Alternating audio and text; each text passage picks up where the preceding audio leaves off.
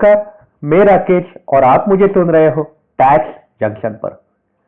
तो दोस्तों, अगर किसी की कार है और वो इंसान अगर अचानक से गुजर जाते हैं हार्ट अटैक से या फिर किसी और रीजन से गुजर जाते हैं, तो उनकी अगर कार है वो बच्चों के नाम पे ट्रांसफर इजीली नहीं हो पाती, उसके लिए बड़े बड़े प्रोसेस फॉलो करने पड़ते हैं। तो इससे अच्छा गवर्नमेंट ने क्या किया है कि सेंट्रल मोटर व्हीकल्स रूल्स 1989 में बदलाव करने का सोचा है। गवर्नमेंट ने इसलिए इसके लिए ड्राफ्ट रूल्स बना दिए हैं।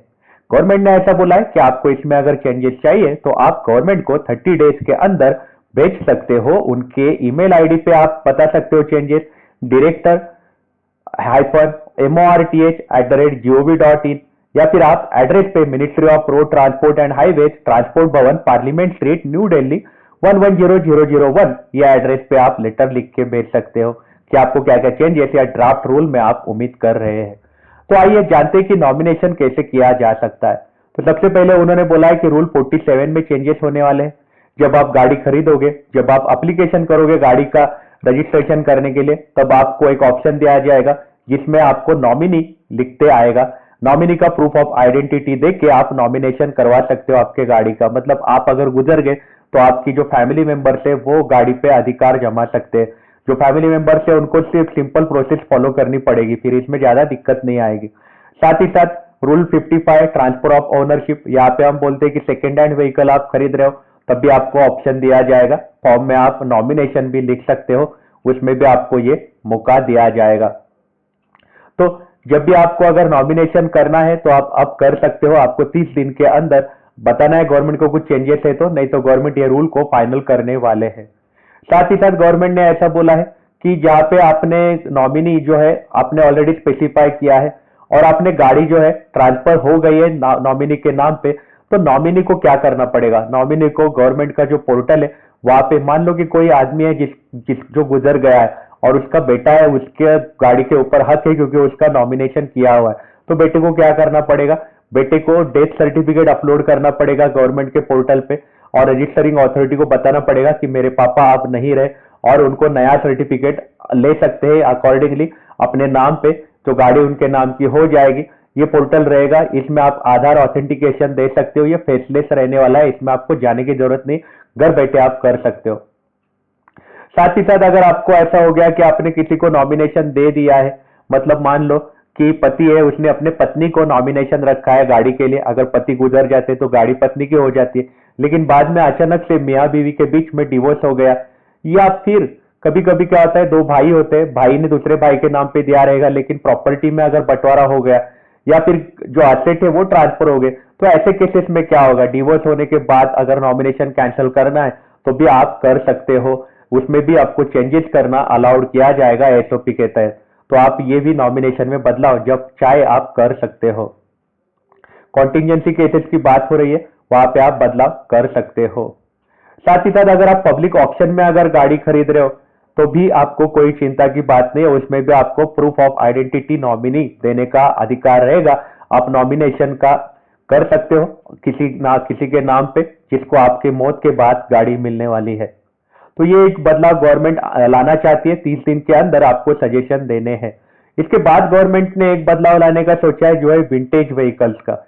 विंटेज व्हीकल्स मतलब पुराने व्हीकल जिनकी उम्र 50 साल के ऊपर हो चुकी है, उनको भी गवर्नमेंट मौका दे रही है कि आप रजिस्ट्रेशन कर सकते हो। आप परिवहन पोर्टल पे जाके आप अपने गाड़ी का रजिस्ट्रेशन कर सकते हो। हर राज्य की रजिस्टरिंग अथॉरिटी है वो नोडल ऑफिसर अपॉइंट करने वाली है, वो विंटेज मोटर व्हीकल्स के एप्लीकेशन प्रोसेस करने वाले हैं। अकॉर्डिंगली जो राज्य की कमेटी है वो गाड़ी को देखेगी, इंस्पेक्ट करेगी और डिक्लेयर करेगी कि गाड़ी जो है जिसका रजिस्ट्रेशन किया जा सकता है कि नहीं किया जा सकता, और अगर उन्होंने अप्रूव किया तो आपको 10 डिजिट का रजिस्ट्रेशन नंबर मिलने वाला है विंटेज व्हीकल का। साथ ही साथ विंटेज व्हीकल का आपको रजिस्ट्रेशन करना है तो आपको 20,000 रुपए की फी पड़ने वाली है आपको री रजिस्ट्रेशन करने के लिए, और 5,000 रुपए एक्स्ट्रा देने पड़ने वाले हैं। तो विंटेज व्हीकल रजिस्टर है, ये आप खरीद सकते हो और बेच सकते हो ये रूल्स के तहत। इसमें भी गवर्नमेंट ने आपको बोला है कि 30 दिन के अंदर आपको जो भी बदलाव है विंटेज व्हीकल के रिलेटेड आप गवर्नमेंट को लिख के भेज सकते हो। तीसरा उन्होंने अपडेट दिया है वो है हेलमेट रिलेटेड। जैसे बीआईएस स्टैंडर्ड्स की बात होती है, बीआईएस मतलब ब्यूरो इंडियन स्टैंडर्ड्स, इंडिया के जो स्टैंडर्ड्स है उसके हिसाब से बनाए हुए टू व्हीलर हेलमेट ये अब आने वाले हैं।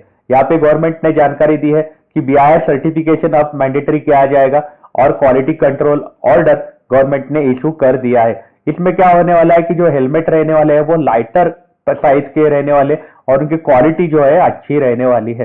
तो हेलमेट अब नए तरीके के आने वाले हैं। BIS सर्टिफाइड हेलमेट अब आपको यूज करना जरूरी हो गया है और ये नए हेलमेट आपको आने वाले हैं जिनका लाइटर वेट रहेगा।